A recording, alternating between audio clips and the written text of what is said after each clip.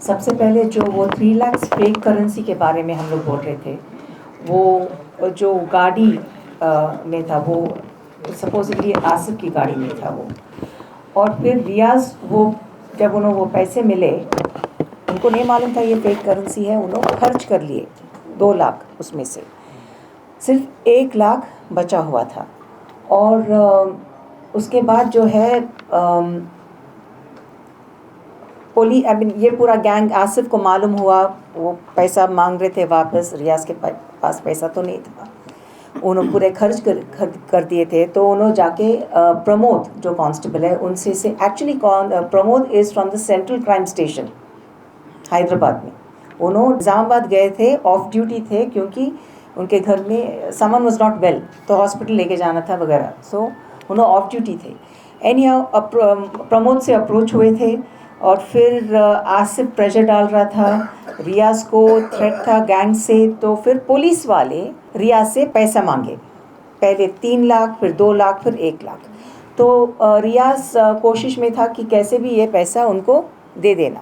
और एक्चुअली उनकी जो वालिदा है, एक छोटी सी गोल्ड सोने की पेंडेंट भी दिए थे, वो बेचकर, आई थिंक बेचकर, हाँ, कुछ करीबन 20,000 मिला था। फिर घर से कुछ 10,000 लेके उन्हें जा रहे थे पैसे देने के लिए, फ्राइडे पे, जुम्मा प्रेयर्स के बाद, हाँ, जुम्मा नमाज के बाद जा रहे थे। वो टाइम पे हम लोग को क्या मालूम हुआ प्रमोद के फैमिली से कि कोई फ़ोन करे, कोई ऑफिसर फिर बाद में फ़ोन करे प्रमोद को। प्रमोद हॉस्पिटल जा रहा था उनके नेव्यू के साथ, तो जाके पिकअप करने के लिए। तो ये जो जो हम लोग को बताया जा रहा है कि रियाज इतना बड़ा क्रिमिनल है, वो क्रिमिनल को अरेस्ट करने जा रहा था बिना कोई ऑफिशियल व्हीकल के, बिना कोई वेपन्स के, कुछ भी। और जैसे मैम आपा बताए, रियाज अच्छे बच्चे के जैसे बीच में बैठ गए बाइक पे, और वो लोग जा रहे थे। और हम लोग वो दुकान गए, दुकान के सामने हम लोग थे जहाँ पे ये सो कॉल्ड मर्डर हुआ प्रमोद का। लोग वहाँ जो मर्डर हुआ प्रमोद का, वहाँ गए, सबसे पूछे तो वो लोग बोले कि हम 2-3 सेकंड में सब कुछ हुआ, हम लोग कुछ भी नहीं देखे, वो वहाँ पे बॉडी पड़ा हुआ था और सब लोग भाग गए थे। तो और फिर सीसीटीवी फुटेज के बारे में पूछे, जैसे फिरासत बताए कि कुछ उसमें क्लियर नहीं था। ओके, अब ये हुआ प्रमोद की मर्डर के बारे में।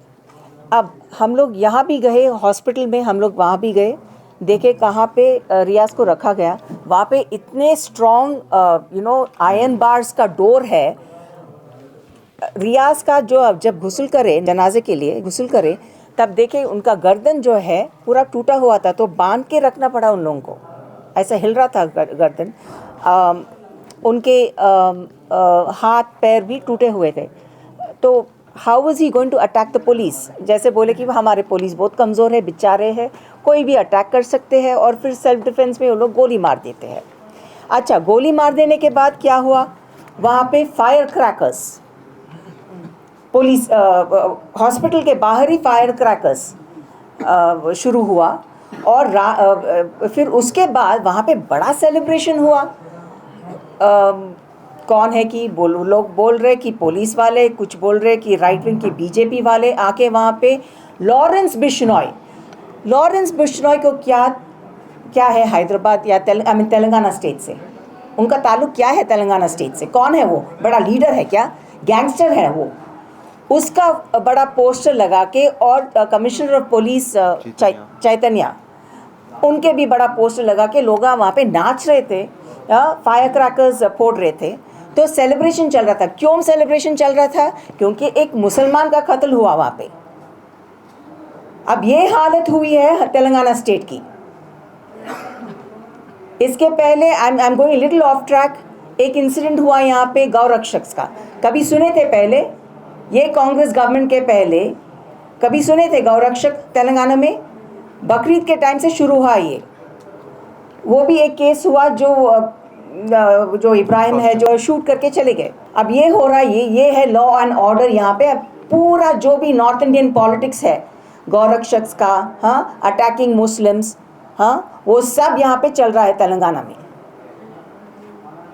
और हम लोगों को क्या तसल्ली देने के लिए अब एक स्वेरिंग इन भी हो रहा है, शायद हो रहा है अभी राइट नाउ।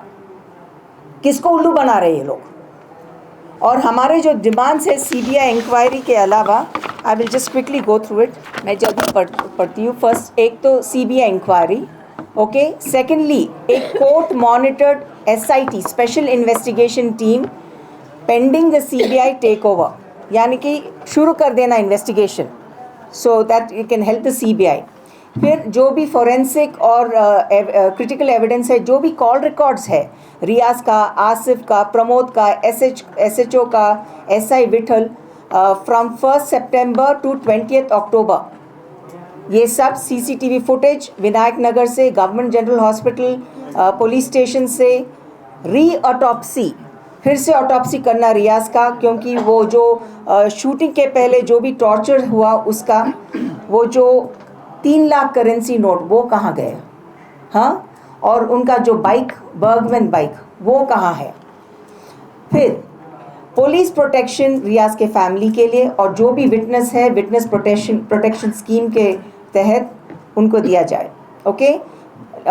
फिर जो भी जुल्म फैमिली के ऊपर करे, लेडीज़ के ऊपर, बच्चों के ऊपर, हम लोग रियाज के मर्डर के बाद अब वो साइड पे रखेंगे। जो हुआ बहुत गलत हुआ, ये हमारे साथ भी हो सकता है, अगर हम लोग चुप बैठे किसी के भी साथ ये हो सकता है।